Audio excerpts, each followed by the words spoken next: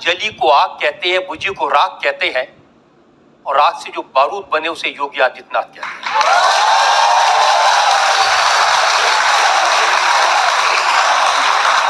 जो लोग राम भक्तों पर गोली चलाते हैं, जो लोग राम को काल्पनिक मानते हैं, इतिहास साक्षी है,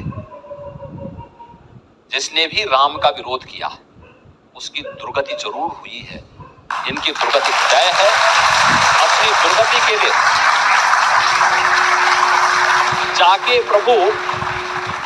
जाके प्रभु दारुण दुख दीना, ताके मति पहले हर लेना।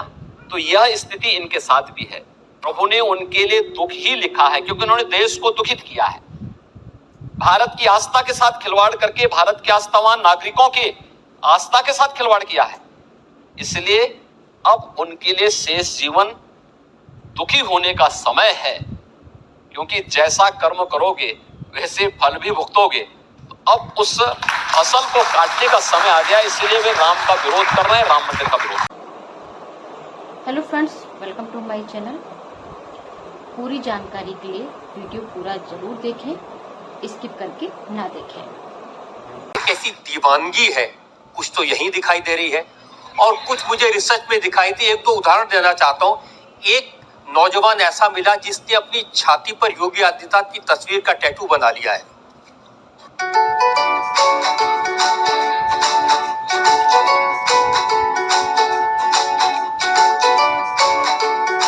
और एक नौजवान ऐसा मिला जिसने अपने हाथ पर योगी आदित्यनाथ का टैटू बनाया।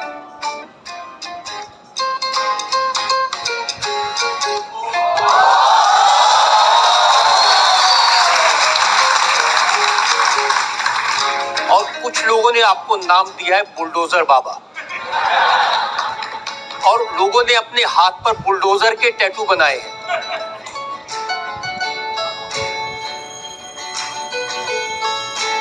ऐसी दीवानगी बहुत कम देखने को मिलती है।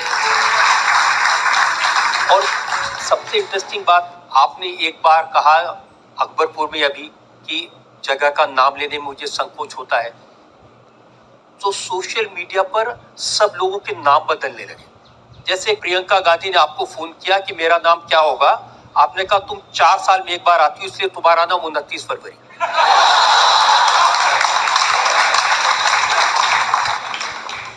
आमिर खान ने फोन किया तो कहा तुम्हारा नाम अमर खन्ना होगा, और जैकलीन फर्नांडिस का नाम जानकी देवी। ओबामा का नाम सुदामा। और फिर बात आई कि राहुल गांधी ने पूछा योगी जी मेरा नाम क्या होगा, आपने कहा तुम पप्पू पप्पू ही रहोगे।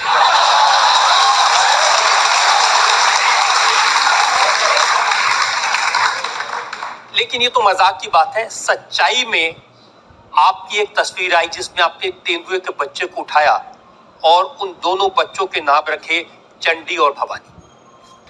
वो तस्वीर भी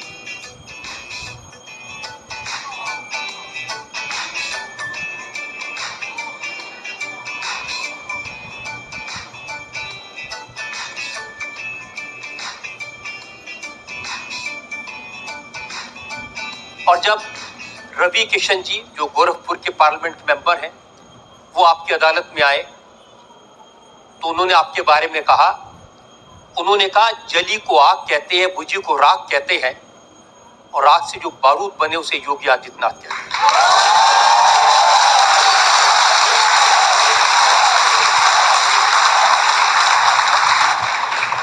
आप कुछ कहना चाहेंगे इन सब दीवानगी पर?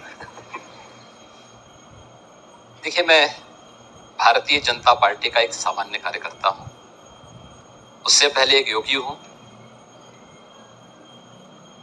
और एक योगी के रूप में माननीय मुख्यमंत्री जी ने क्या कहा है, एक एक बात को गौर से सुनिए।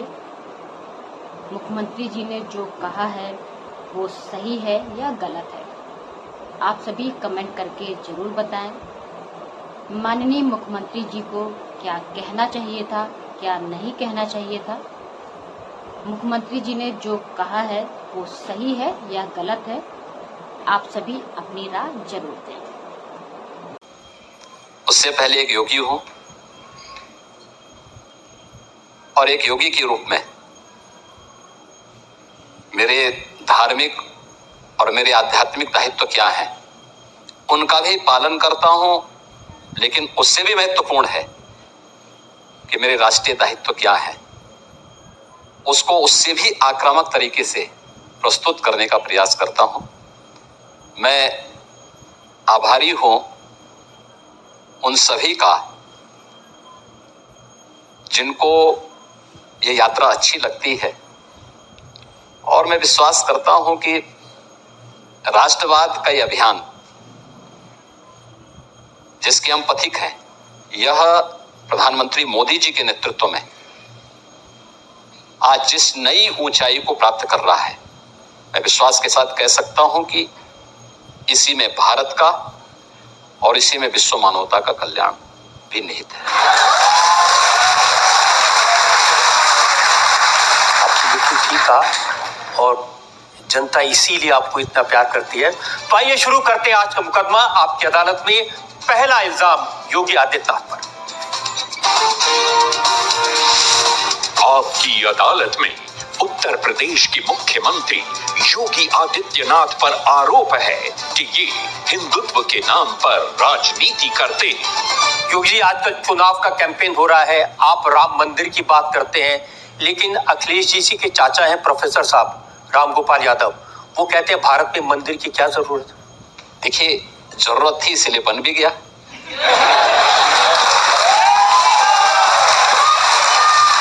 मेरा ये मानना है भारत के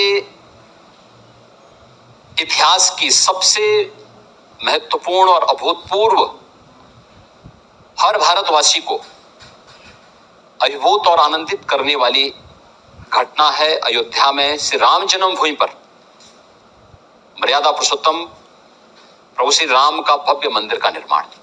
आप देख रहे होंगे अयोध्या के अंदर लाखों की संख्या में श्रद्धालु प्रतिदिन आ रहे हैं, आज भी आ रहे हैं। इतनी भीषण गर्मी है तब भी लोग आ रहे हैं। अयोध्या की, आज की अयोध्या को और आज से 10 वर्ष पहले की अयोध्या को देख करके कोई आता है तो पहचान नहीं पाता है कि सचमुच ये वही अयोध्या है।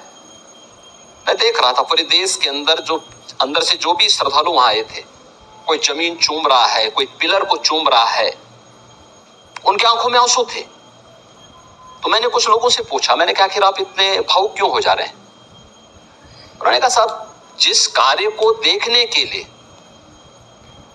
हमारी कई पीढ़ियां तरस गई, 500 वर्षों के उस लंबे इंतजार को मोदी जी ने समाप्त करवा दिया।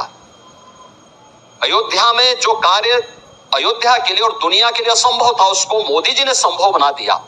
और ये हमारे लिए नहीं, बल्कि इस लोक के साथ साथ परलोक को भी जवाब देने का एक अवसर हमारे पास हो चुका है कि हाँ, हमने अयोध्या में राम मंदिर के निर्माण शिलान्यास को भी देखा, राम मंदिर के निर्माण को भी देखा, और रामलला को 500 वर्षों के बाद होली और जन्मोत्सव मनाने का अवसर भी अपनी जन्मभूमि पर प्राप्त हुआ है।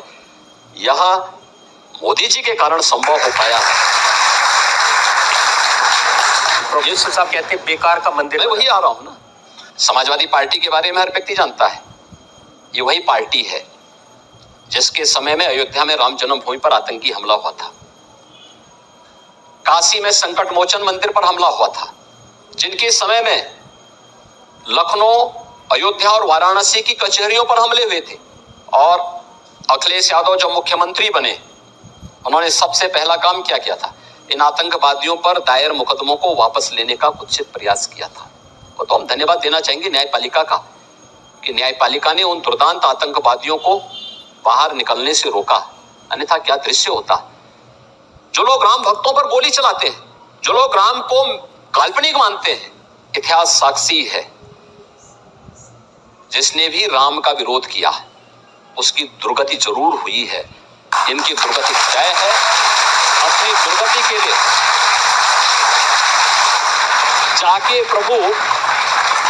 जाके प्रभु दारुण दुख दीना, ताके मति पहले हर लेना। तो यह स्थिति इनके साथ भी है। प्रभु ने उनके लिए दुख ही लिखा है, क्योंकि उन्होंने देश को दुखित किया है। भारत की आस्था के साथ खिलवाड़ करके भारत के आस्थावान नागरिकों के आस्था के साथ खिलवाड़ किया है।